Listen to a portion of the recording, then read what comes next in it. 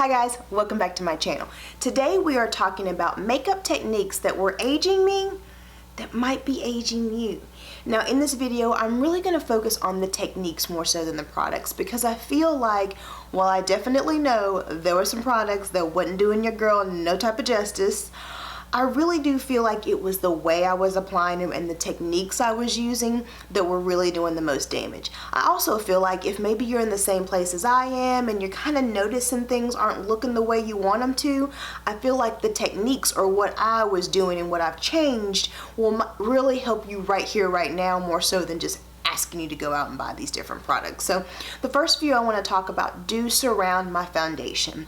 So one of the things that I know it was my biggest mistake was doing matte on top of matte on top of matte. Let me explain. So as an oily skin diva, of course, the first thing we're thinking about is we gotta have a matte foundation because that's what's gonna help that oil just stay, kind of help control that oil all day long. I don't think this is necessarily wrong. I feel like where I specifically messed up was that I used a matte primer and a matte foundation and a matte blush and a matte bronzer, and so I had so much matte going on that there was no type of radiance or no type of glow coming through, and so it's just a flat matte canvas. And while it didn't, I feel like it didn't look bad on camera, it actually looked quite beautiful on camera, and it looked quite beautiful in photos. In person, which is what really counts, it just did not translate well for me. It didn't give me that sophistication that I was looking for. It almost kind of looked like I was trying a little bit too hard, and just the overall look just did not agree with what I was wanting to project out into the world.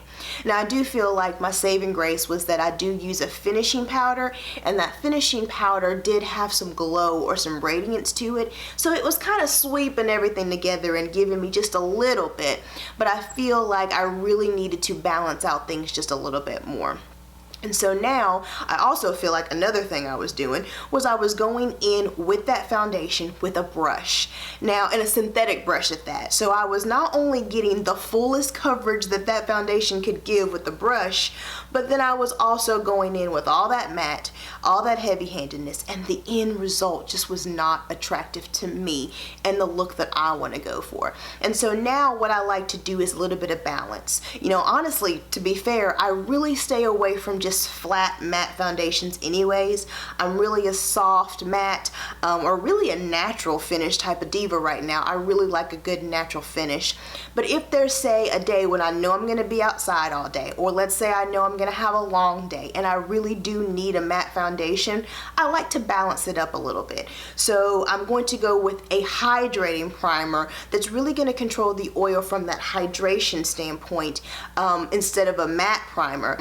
Another thing that you could do is maybe go in with a radiant blush or a radiant bronzer. Just kind of balance out all that matte, because what I think you're gonna find is that if it's a good foundation and a good primer, you're definitely still gonna have that nice oil control, but the little bit of radiance that you use with your other products are really going to kind of help give it a more natural, lifelike finish than that doll-like look that just, to me, is just not flattering on me at any point.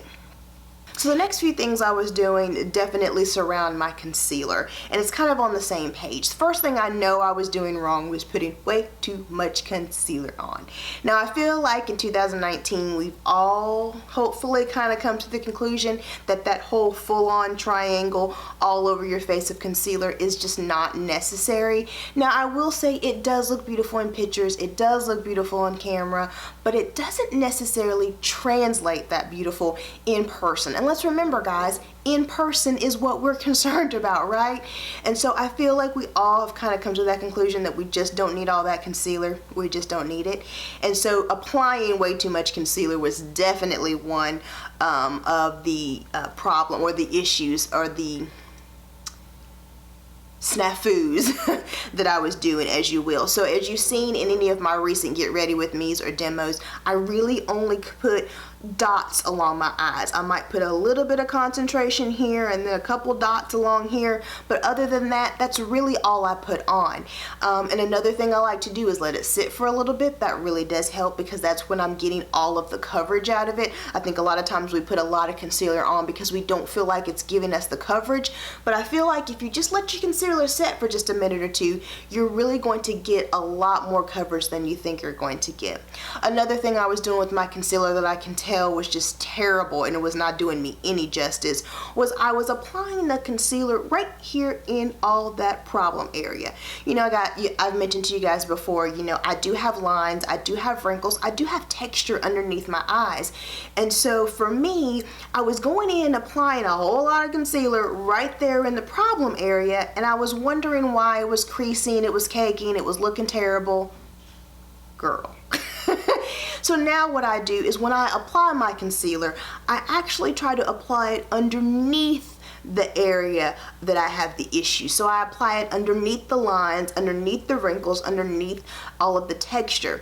And then after I've let it set for a minute or two, what I then like to do is I'll go in and I'll blend again around those areas. Still not bringing it up, still not touching those areas, just blending it around the area. And then when there's very little product left and there's nothing really left on the brush, that's when I start going into the lines and the wrinkles.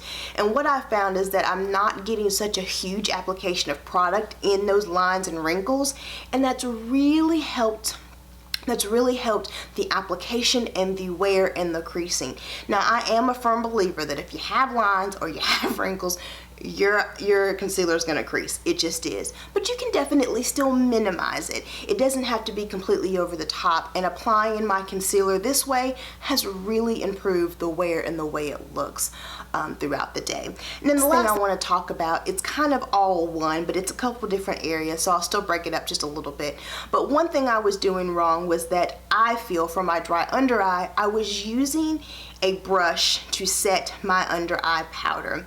Now, I think this definitely depends on the type of powder that I use, but I have found that with the majority of the powders I already have, it really works better for me to go in with a damp sponge.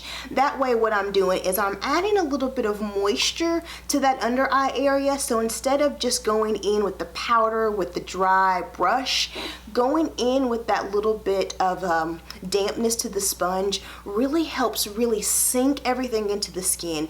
It really helps blend everything out, but I feel like the overall look is a lot more hydrated and not so dry. Another thing that I know I was doing for the rest of my face was going in really heavy-handed with loose powder. I was just really wanting to set everything in place, but I also wanted to give a little bit more oil control. And I feel like, again, if you're not heavy-handed, you don't have a problem with this. But the loose powder on top of my heavy-handedness, the combination was just detrimental. The overall look was just cakey, and it might not look cakey at first, but it was more the way it wore throughout the day that the cakiness started showing up. And so now, number one, I try to go very light-handed, but I really have found that using a pressed powder versus a loose powder has really helped with that technique as well. I just feel like I'm getting a nice lighter set with the powder, and I feel like the wear is better, and I just feel like overall the overall look looks a lot better as well. And so these are all techniques that I feel like I know I was doing, and it didn't really necessarily matter the product. It was just the techniques that I were doing that just were not doing me any favors in the age department at all. So if you have any type of, so if you've noticed that maybe there's a couple techniques that you were using, let's say you saw it on a video, or let's say that's how you've always done it, and you've just realized they weren't doing you any favor, so you've kind of switched a couple things up, definitely comment down below and share with us, because y'all know sharing is caring and it takes a village. And I feel like a lot of times we assume that everything is known, like we just don't know these things, but I think you'd be surprised at how many things you might think are common common sense, or you might think everybody knows, that we just don't. And so just commenting and sharing down below just really helps all of us divas out, and just helps us all through the stage of beauty that we're at right now. So I hope this information helps someone else out there. If it did, please give this video a thumbs up. And while you're here on my channel, take a look around, see what else your girl has to offer. And if you're liking what you see, hit that subscribe button. And I hope to see you in my next video. Bye.